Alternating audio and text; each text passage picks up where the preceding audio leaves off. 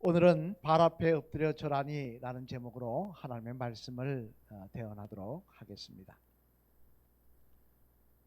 영국의 위대한 수상이었던 윈스턴 처칠을 잘 아실 것입니다만 한번 볼까요? 예, 아시죠? 이 불독 닮은 이 처칠, 그의 일대기에 보면 아주 재미난 일들이 간혹 있는데요. 특별히 한 번은 이런 이야기도 있다고 합니다. 처칠이 영국 수상으로 있는 당시에 전 세계적으로 보낼 메시지가 방송이 있었다는 거예요. 그래가지고 영국 BBC 방송국으로 가서 방송을 해야 됐다고 합니다. BBC 방송국은 이렇게 생겼습니다. 이게 BBC 방송국인데요. 이 방송국으로 가야 되는데 아마 자가용 기사가 없었던 모양입니다. 택시를 타고 가게 되었다고 하는데요. 그래서 손을 들면서 택시를 붙잡았다고 합니다. BBC 방송국에 좀 가야 되는데 부탁합니다. 그러자 택시기사가 뭐라고 하느니 안 됩니다라고 성차 거부를 하는 것입니다. 아니 분명히 빈 차인데 성차 거부를 하니까 이 처칠이 황당해가지고 왜 안 간다고 하십니까? 라고 하자 이 운전기사가 뭐라고 이야기하니 조금 있으면은 위대한 정치가 처칠경이 전 세계에다가 중요한 방송을 하는데 그 방송을 들어야 되기 때문에 못 간다는 것입니다. 그러니까 처칠의 입장에서는 못 간다는 거 이야기하는 건 섭섭하지만 자기의 연설을 듣겠다고 안 간다고 그러니 마음이 어떻겠습니까? 뿌듯하죠. 아주 뿌듯한 겁니다. 그래서 기분이 좋아져서 다시 한번 그 말이 또 듣고 싶은 거예요. 그래서 이제 또 똑같은 말을 반복하면 그러니까 이번에는 지폐 1파운드를 넣어서 지금이야 뭐 1파운드가 큰 돈이 아니지만 과거에는 큰 돈이었지 않습니까? 1파운드를 내놓으면서 그러지 말고 좀 갑시다. 이 돈 드릴 테니까 갑시다. 그랬다는 겁니다. 그러면 운전기사는 뭐라고 대답을 해야 되겠습니까? 그래도 안 됩니다. 나는 그 연설을 들어야 됩니다. 라고 이야기를 할 거라고 기대하고 1파운드를 내놓으며 그 대답을 기대하고 있는데 운전기사가 뭐라고 하니 가만히 돈을 바라보더니 타세요. 처칠이 뭐 중요하다고 돈 벌어야지 그러면서 타세요 그러더라고요. 여러분 기대가 크면 뭐도 큽니까? 실망도 큽니다. 기대대로 되지 않으면 사람은 실망하게 되어 있습니다. 또 기대대로 되지 않으면요 낙심하게 되어 있는 것이 사람입니다만, 그런데 오늘 본문의 말씀에 보면 이와는 반대로 전혀 기대하지 않았는데 놀라운 일이 일어나는 것을 목격하는 사람들이 기록이 되어 있는데요. 오늘 한번 같이 읽어보실까요? 사도행전 10장 오늘 보면 좀 뒤인 44절로 45절 말씀 앞을 보시면 한번 같이 읽어보시겠습니다. 시작. 베드로가 이 말을 할 때 성령이 말씀을 듣는 모든 사람에게 내려오시니 베드로와 함께 온 할례 받은 신자들이 이방인들에게도 성령 부어주심으로 말미암아 놀라니. 아멘. 무슨 말씀입니까? 이는 하나님께서 고넬료에게 베드로를 청하라 하셔가지고 베드로가 그 청하는 사자를 보고는 하나님의 말씀이니 또 꿈도 꾸었으니 긴가 민가하고 와서 고넬료 가정에 찾아왔을 때 생긴 일이었다는 것입니다. 이를 기록하고 있는 것인데 어떤 일이 일어났느냐? 이방인들에게 성령이 임하고 있더라는 거예요. 사실 여러분 초대교인들이 성령을 받고 유대와 사마리아 땅끝까지 이르러 복음을 전하는 말씀을 들었을 때요, 그들이 땅끝까지 이르러 복음을 전하는 사람들은 누구라고 생각했냐? 이방인이 아닌 유대인들이라고 생각했습니다. 유대인들이 땅끝까지 막 퍼져 있으니 그 사람들한테 찾아가서 복음 전하는 것을 생각했지 이방인에게 찾아가서 복음 전하는 것은 이건 아니라고 생각을 했습니다. 그런데 하나님께서 꿈으로 뭘 보여주십니까?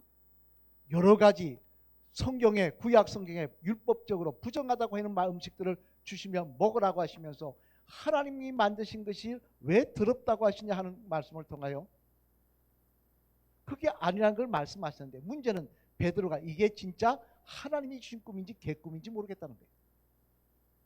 이게 정말 하나님의 뜻인지 아닌지 모르겠다는 거예요. 그런 상황에서 고넬료가 찾아왔으니 긴가민가하고 떠난 것이었습니다. 또 그런 이야기를 들은 같이 동행한 초대교인들도 마찬가지예요.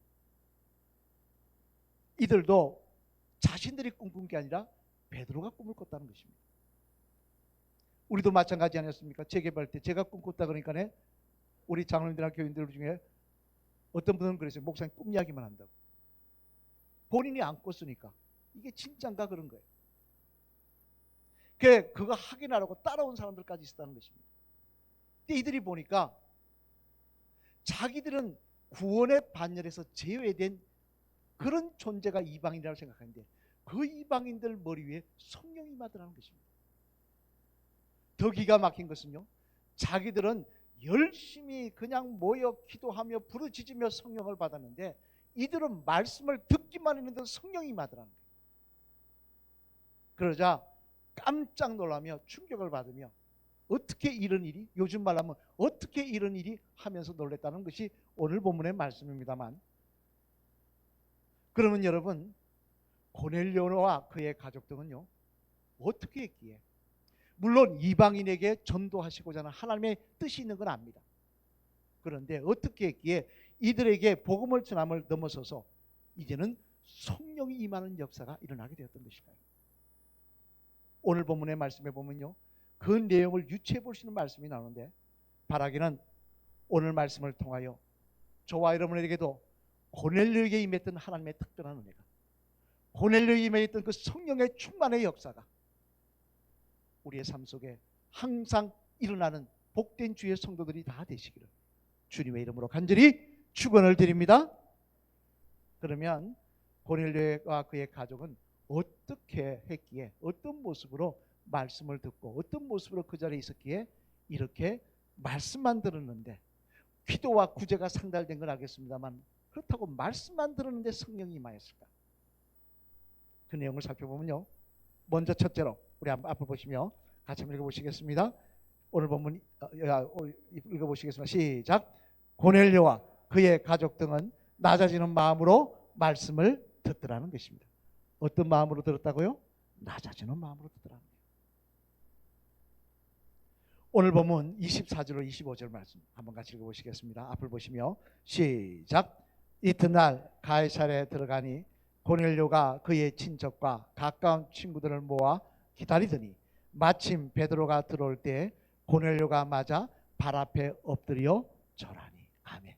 여기에 보면 베드로가 고넬료의 집에 들어갈 때 고넬료가 어떻게 인사했다고 되어 있습니까? 엎드려 발 앞에 절을 했다고 되어 있습니다.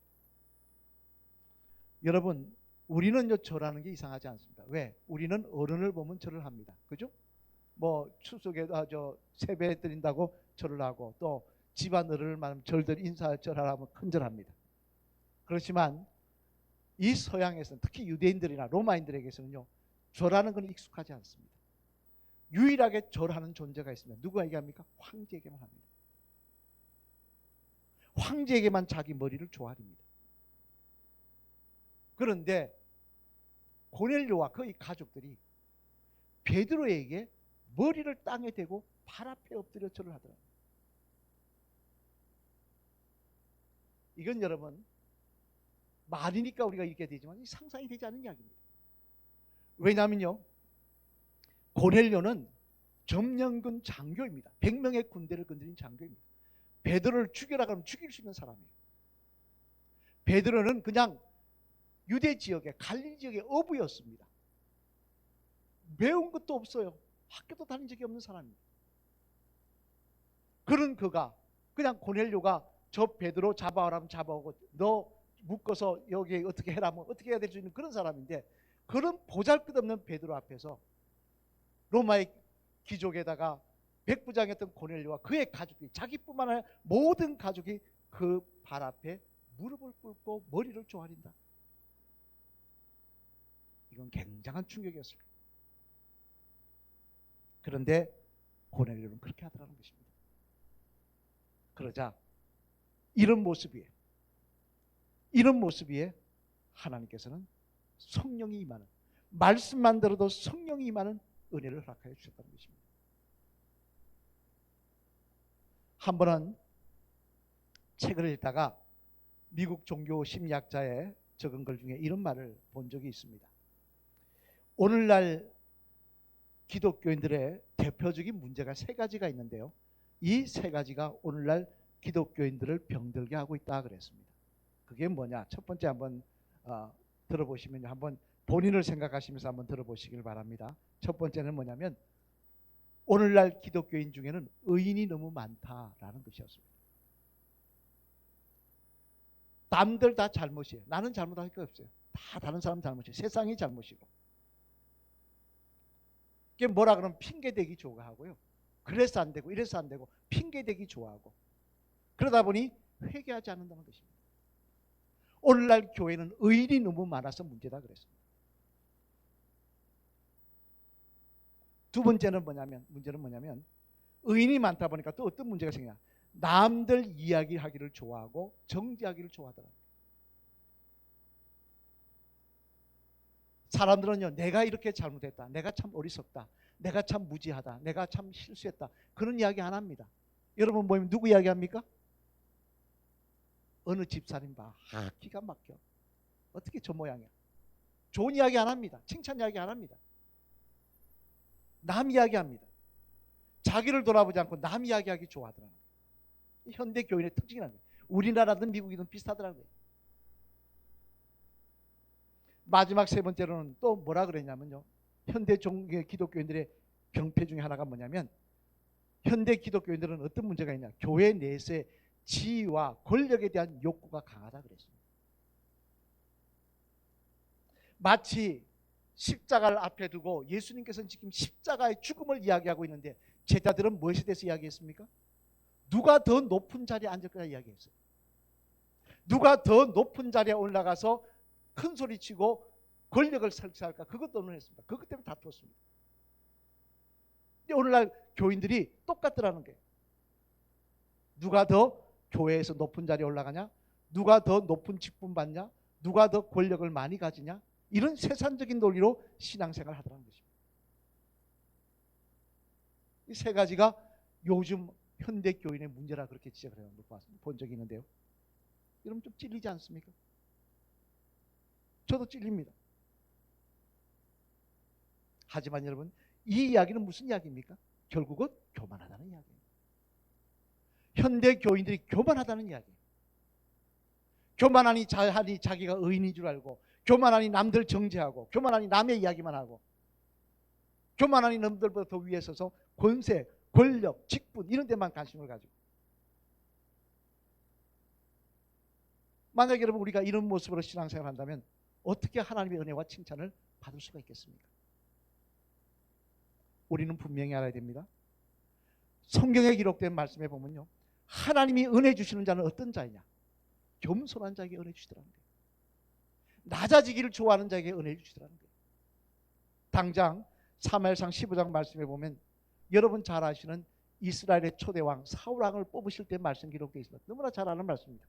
그런데도 우리는 잊어버립니다. 우리 한번 같이 읽어보실까요? 사무엘상 15장 17절 말씀 앞을 보시면 같이 읽겠습니다.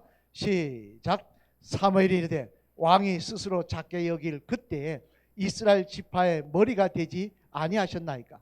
여호와께서 왕에게 기름을 부어 이스라엘 왕을 삼으시고. 아멘. 무슨 말씀입니까? 하나님께서 사울 왕을 특별히 이스라엘 많은 사람 가운데 뽑아서 왕으로 세우실 때 그 이유가 뭐냐? 겸손했기 때문에 뽑았다는 거예요. 가문이 훌륭해서 키가 커서 인물이 좋아서 말을 잘해서 그거 아니라는 거예요. 그는 지극히 겸손했다는 거예요. 또한 남유다 14대 왕이었던요 히스기야 왕의 아들인 므낫세 왕도 마찬가지입니다. 므낫세 왕을 보면요 특별한 이력을 갖고 있습니다. 그 이력이 뭐냐면요, 그는 아수르에게 포로로 끌려갔다가 돌아와서 다시 왕위를 회복한 왕입니다. 아수르가 포로로 끌고 가면 풀어준 적이 없어요. 그런데 이 아수르 그 잔혹한 나라, 아수르가 십자가 형벌을 만든 나라예요. 그 잔혹한 나라가 포로로 끌려갔다가 풀어준 사람이 없는데 므낫세 왕은 끌려갔다가 풀어줬습니다. 왜 풀어줬냐? 하나님이 그렇게 만드셨어요. 은혜를 베푸셨어요. 근데 왜 그런 은혜를 베푸셨느냐? 이유에 대해서 한번 읽어볼까요? 역대하 33장 12절로 13절 말씀. 우리 앞을 보시며 같이 읽겠습니다. 시작. 그가 환난을 당하며 그의 하나님 여호와께 간구하고 그의 조상들의 하나님 앞에 크게 겸손하여 기도하였으므로 하나님이 그의 기도를 받으시며 그의 간구를 들으시사 그가 예루살렘에 돌아와서 다시 왕위에 앉게 하시며 므낫세가 그제서야 여호와께서 하나님이신 줄을 알았더라. 아멘. 여기 보면 뭐라 그렇게 있습니까? 크게 겸손하여 되어 있습니다. 기도하는데 크게 겸손하여, 하나님 보시기에 크게 겸손하게 기도했다는 거예요. 므낫세의 겸손한 모습을 하나님이 기억하셨다는 거예요.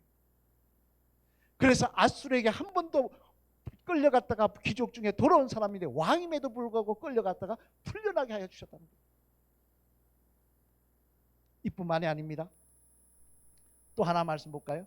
누가복음 5장 말씀에 보면요, 여러분 잘 기록 아시는 예수님께서 세리였던 레위, 다른 이름으로 마태라 그러죠. 마태복음을 적은 마태, 그를 부르시면서 왜 세리집에 들어갔냐고 막 사는 바리새인들이 뭘 하실 때 예수님께서 하신 유명한 말씀이 있습니다. 우리가 기억이 되는 말씀인데요, 누가복음 5장 31절로 32절 말씀 한번 같이 읽어보시겠습니다. 시작. 예수께서 대답하여 이르시되 건강한 자에게는 의사가 쓸데없고 병든 자에게라야 쓸데있나니 내가 의인을 부르러 온 것이 아니요 죄인을 불러 회개시키러 왔노라. 아멘. 무슨 말씀입니까? 예수님 말씀하십니다. 구원의 은총도 내가 죄인이라고 고백하는 겸손한 자에게 주시려고 준비한 선물이라는 거예요. 나는 의인입니다, 나는 다른 사람이 문제고 나는 깨끗합니다 하고 사는 사람에게 주시려는 선물이 아니라 나는 부족하고 나는 죄인입니다, 나는 아무것도 아닙니다라고 고백하는 자에게 주신 구원의 선물이 구원의 은총이라는 거예요. 무슨 이야기입니까? 하나님께서 높은 자리에 세우시는 것도, 실족한 자를, 문제 있는 자를 다시 회복시키시는 것도, 또 그 영혼을 구원시켜 주시는 것도 다 누구에게 주는 은혜라고요? 겸손한 자에게 주시는 은혜라는 것입니다. 그래서 이사야 57장 17절의 말씀에 보면요, 이사야 선지자는 하나님의 말씀을 대언하시면서 하나님이 본인에게 말씀하신 말씀을 대언하면서 이렇게 말씀하십니다. 우리 이사야서 15장 17절 말씀 앞을 보시며 같이 한번 읽어보시겠습니다. 시작.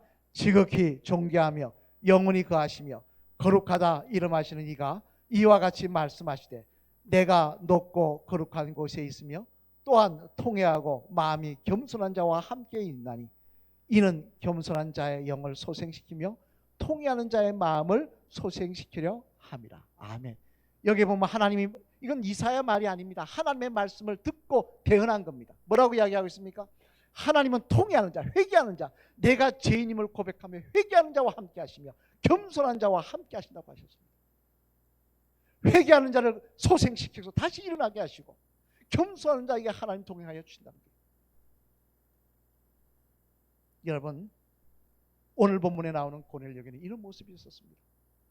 사실 고넬료가야 베드로 앞에 절할 이유 없습니다.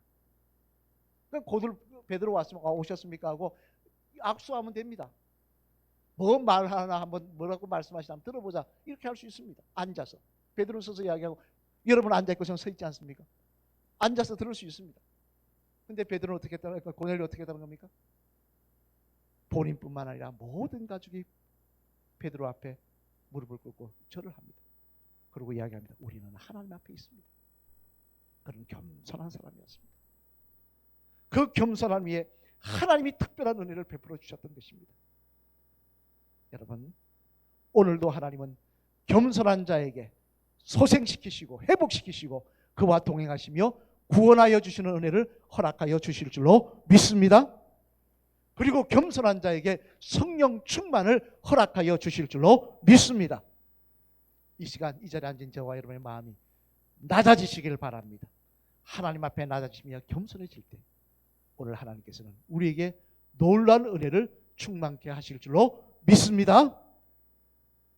둘째로는 또 어떻게 했기에 고넬료에게 말씀만 들었는데 그의 가족에게 성령이 임했느냐. 우리 한 같이 읽어볼까요? 시작. 고넬료와 그의 가족 등은 사모하는 마음으로 말씀을 듣더라는 것입니다. 어떻게 말씀을 들었다고요? 사모하는 마음, 겸손한 마음하고 사모하는 마음으로 들었다는 거예요. 우리 한번 오늘 본문 33절 말씀 앞을 보시면 같이 읽겠습니다. 시작. 내가 곧 당신에게 사람을 보내었는데 오셨으니 잘하였나이다. 이제 우리는 주께서 당신에게 명하신 모든 것을 듣고자 하여 다 하나님 앞에 있나이다. 아멘. 무슨 말씀입니까? 하나님 말씀 듣고 싶어서 하루 종일 기다렸다는 거예요. 지금이야 여러분 몇 시에 도착합니다. 몇 시에 출발했으니 몇 시에 도착합니다. 언제쯤 올 겁니다. 우리 다 알 수 있지 않습니까? 예? 누가 지금 비행기 타고 오면 몇 시에 도착할 겁니다. 기차 타고 오면 몇 시에 도착합니다. 압니다. 근데 그 당시는 걸어오고 뭐 배 타고 오고 합니다. 몇 시에 도착할지 모릅니다. 아침부터 기다리는 거예요. 하루 종일 기다리고 나서 그가 하는 말이 뭡니까? 우리는 하나님의 말씀을 사모하여 듣고자 하루 종일 기다렸다는 거예요. 그의 마음속에는 사모하는 마음이 있었다는 것입니다. 한 번은요 가정문제 세미나를 들으면서 저는 그 재미난 말이 있어서 지금도 기억하시는데요. 오늘날 많은 가족들의 문제가 대화가 끊어진 것이라고 합니다. 여러분은 대화 많이 하십니까? 부부끼리? 남편과 아내끼리 대화 많이 하십니까? 어떤 분은 저한테 묻더라고요. 목사님 경상도라서 애는 밥은 자자 뭐 그런 것만 하지 않냐 그러는데 그거보다는 조금 많이 하는 것 같아요. 이분이 이야기가 뭐라 그러냐니까 요즘 대화가 끊어졌는데 그 끊어진 이유 중에 하나는 남자도 문제지만 여자들이 더 문제라고 합니다. 여자분들 잘 들으시길 바랍니다. 왜 여자들이 문제냐 하니까요. 남자들은 멍청했어요. 집에 들어와서 이야기할 때 세 마디만 잘하면 된답니다. 남편이 뭐라 이야기하면 아 그런 일이 있었어요. 두 번째는 아 그랬네요. 세 번째는 뭐라 그럽니까? 나도 그렇게 생각해요. 이러면 남편들 그냥 좋아서 말한다는 거예요. 한번 해볼까요? 아 그런 일이 있었어요. 아 그렇게 됐네요. 나도 그렇게 생각합니다. 이것만 잘하면 말 잘한다는 거예요. 근데 뭐라 그러냐? 여러분 뭐라 하시면 한번 본인 생각해 보세요. 남편이 뭐라 그럽니까? 왜 밖에 이야기를 집에 와서 하냐 그래요. 나도 피곤해 죽겠는데 살림 사는 게 쉬운 줄 아느냐고. 빨래하고 밥하는 게 쉬운 줄 아냐. 당신만 피곤하다. 나도 피곤하다. 애들한테 시달리는 게 얼마나 힘들 줄 아냐. 그래요. 그러니 어떻게 합니까? 말 안 하는 겁니다. 결국 무슨 이야기냐? 들을 마음이 없는 거예요. 듣기 싫다는 거예요. 나도 피곤하니 듣기 싫다는 거예요. 그러니 대화가 없어진 겁니다. 그러더라고요. 제가 그 말 중에 위로를 받았던 건 아 내가 문제가 아니라 부인이 문제구나. 어쨌든 문제는 들을 마음이 없는 거예요. 근데 문제는 뭐냐면요. 우리가 이렇게 피곤하니 뭐하니 핑계대면서 안 들으려고 하다 보니까 무슨 문제가 있느냐. 교회에 와서도 말씀을 안 듣는다는 거예요. 교회에 와서도 말씀을 안 들어요. 평상시 남의 말 안 듣고 하려다 보니까 내 고집, 내 이야기만 하고 내 생각만 강요하지 남의 말 안 듣다 보니까 어떻게 하느냐. 교회 와서도 하나님 말씀 안 들어요. 몸은 여기 와 있는데 생각은 딴 데가 있습니다. 예배 끝나고 어디 가지? 집에 깨서는 잠갔나? 골프 치러 갈까? 뭐 이런 생각합니다. 문제는 여기 있는 거예요. 말씀을 듣지 않으니 어떻게 하나님의 역사가 일어납니까? 말씀을 듣지 않으니 어떻게 믿음의 역사가 일어납니까? 말씀을 듣지 않으니 어떻게 성령의 역사가 일어납니까? 마태복음 13장의 말씀에 보면요. 예수님께서 주님 씨 뿌리는 비유에 대해서 말씀하시면서 이렇게 말씀하십니다. 우리 한번 마태복음 13장 3절로 9절 말씀 한번 같이 읽어보실까요? 좀 깁니다. 시작. 예수께서 비유로 여러 가지를 그들에게 말씀하여 이르시되 씨를 뿌리는 자가 뿌리러 나가서 뿌리를 새 들으는 길가에 떨어짐에 새들이 와서 먹어버렸고 들으는 흙이 얕은 돌밭에 떨어짐에 흙이 깊지 아니하므로 곧 싹이 나오나 해가 돋은 후에 타서 뿌리가 없으므로 말랐고 들으는 가시떨기 위에 떨어짐에 가시가 자라서 기운을 막았고 들으는 좋은 땅에 떨어짐에 어떤 것은 100배 어떤 것은 60배 어떤 것은 30배의 결실을 하였느니라. 귀 있는 자는 들으라 하시니라. 아멘. 무슨 말씀입니까? 이 말씀에 주목해 볼 것은요, 무슨 말씀이야? 씨앗에는 문제가 없다는 거예요. 나무가 안 자라거나 용토가 뭐 열매가 안 자라면요, 씨앗이 문제가 있으면 안 자랄 수 있습니다. 그죠? 씨앗이 병든 씨앗이면 안 될 수 있어요. 그러나 이 말씀은 무슨 말씀입니까? 씨앗은 문제가 없다는 거예요. 하나님의 말씀이니 왜 문제가 있겠습니까? 문제는 뭐냐? 그 씨앗이 떨어지는 우리 마음밭이 문제더라는 거예요. 어떤 사람은 길가 같고, 어떤 사람은 돌짝밭이고, 어떤 사람은 가시떨기더라는 거예요. 그러니 무슨 말씀의 역사가 일어나며 무슨 말씀의 열매가 맺히겠습니까?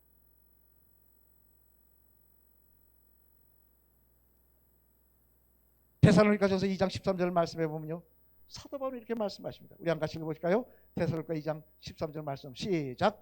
이러므로 우리가 하나님께 끊임없이 감사하며 너희가 우리들에게 들은 바 하나님의 말씀을 받을 때 사람의 말로 받지 아니하고 하나님의 말씀으로 받음이니 진실로 그러하도다.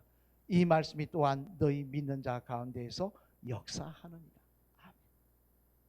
뭐라고 이야기하고 있습니까? 하나님의 말씀을 들을 때 사람의 말로 받지 아니하고 하나님의 말씀을 들었더니 그 말씀이 너희 가운데 역사하더라는 것입니다. 그 말씀 가운데 하나님의 역사가 일어나더라는 거예요. 부족한 저의 이야기를 하는 게 아닙니다. 저를 보러는 것도 아닙니다. 하나님의 말씀만 들으라는 거예요. 하나님의 말씀을 사모하며 들을 때 그 말씀이 우리 마음밭에 심어져서 30배, 60배, 100배의 결실이 맺힐 것이고, 또한 그 열매가 맺힐 때 하나님의 능력도 함께하는 역사가 일어날 것이라는 것입니다. 바라기는 사모함을 통하여 성령 충만의 역사와 말씀의 역사가 저와 여러분의 삶 속에 일어나기를 소망합니다. 사랑하는 성도 여러분, 이제 말씀을 마무리하려고 합니다. 일반적으로 사람들은요, 기대하지 않은 일이 일어났을 때 놀랍니다. 어떻게 이런 일이? 그리고 우연이라고 이야기합니다. 우연히 일어났다. 아, 우연히 그런 일이 일어났네. 어떻게 하다 보니까 그런 일이 일어났네. 그럽니다. 하지만 오늘 베드로와 그의 같이 온 사도 초대교회 교인들이 놀랐던 고넬료의 가정에 성령이 임하는 모습은 우연이 아니었습니다. 먼저는 하나님께서 그의 기도와 구제를 기억하셨고요. 또 하나, 그들은 하나님의 말씀을 들을 때 하나님 기뻐하시는 모습이 있었습니다. 지극히 낮은 마음, 겸손한 마음이 있었습니다. 하나님 앞에 서 있는 말씀이 있었습니다. 이 자리가 내가 예배드리러 와서 앉아있어 목사님 구경하고 있는 것이 아니라 하나님 앞에 예배드리고 있습니다라는 마음이 있었습니다. 그리고 또 하나, 그의 마음속에는 하나님의 말씀을 사모하는 마음이 있었습니다. 그랬더니 말씀만 들어도 하나님의 성령이 그들에게 임하는 역사가 일어났다는 것입니다. 바라기는 저와 여러분에게도 이런 역사가 일어나기를 소망합니다. 교회 와서 예배드리고 돌아갔더니 내 듣고 싶은 말씀, 내 상황하고 딱 맞으면 위로가 되어서 감사하다, 은혜 받았다 할 게 아니라, 내가 어려운데 위로의 말씀을 들으니까 아, 위로받았다. 내가 좀 힘을 내야 되는데 막 소망의 말씀 일어서라 그러니까 은혜 받았다. 그게 은혜가 아니에요. 그건 그냥 위로예요. 그냥 마음 다독거려 준 것뿐이에요. 중요한 거는 어떤 말씀이든 하나님의 말씀이 내 속에 들어가서 그것이 능력으로 나타나고 역사할 때 그것이 참된 은혜이며 그것이 참된 기쁨인 줄로 믿습니다. 사모하며 낮아질 때 겸손한 마음으로 말씀을 사모할 때 오늘도 그런 역사는 우리 속에 일어나게 될 줄로 믿습니다. 한번 마지막으로 따라 하시겠습니다. 집사님은 어떤 모습으로 하나님의 말씀을 들으십니까? 이건 따라하지 마시고 한번 보세요. 어떤 말씀으로 듣는 것 같습니까? 제가 우리 성가대를 앞에 이렇게 요즘 교회들이 성가대를 앞에 안 앉히고 밑에 앉힙니다. 교회들이. 보세요. 왜 그럴까요? 왜 그럴까요? 우리 성가대 한번 생각해 보시죠. 왜 그럴까요? 교회들마다 옛날에는 성가대가 앞에 있었어요. 그죠? 근데 점점 밑으로 내리게 보냅니다. 왜 보낼까요? 교인들이 마주 보는데 은혜가 안 돼요. 예배 시간 딴짓하고 있거든요. 핸드폰도 하고 있거든요. 심지어. 어떻게 하나님의 은혜가 일어나겠습니까?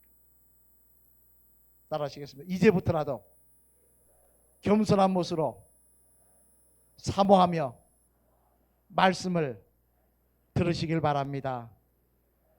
그리할 때 말씀의 역사가, 성령 충만의 역사가 집사님의 삶 속에 일어나게 될 줄로 믿습니다. 할렐루야. 사모하며 겸손한 마음으로 들을 때 하나님의 말씀의 능력은, 그 말씀의 역사는, 그 말씀의 은혜와 축복은 여러분에게 임하게 될 줄로 믿습니다. 오늘 보면 33절 말씀 다시 한번 불보시며 읽어보시겠습니다. 시작. 내가 곧 당신에게 사냄을 보내는데 오셨으니 잘하였나이다. 이제 우리는 주께서 당신에게 명하신 모든 것을 듣고자 하여 다 하나님 앞에 있나이다. 아멘. 고넬료의 고백입니다. 이 고백이 저와 여러분의 고백이 되셔서 이 모습으로 하나님 앞에 나와 예배드리며 말씀을 들으실 때 우리에게도 성령 충만의 역사가, 말씀의 권세와 그 능력이, 하나님의 놀라운 은혜와 그 권능의 오른손이 우리 가운데 함께 하시는 귀한 하루하루가 되시기를 주님의 이름으로 간절히 축원을 드립니다.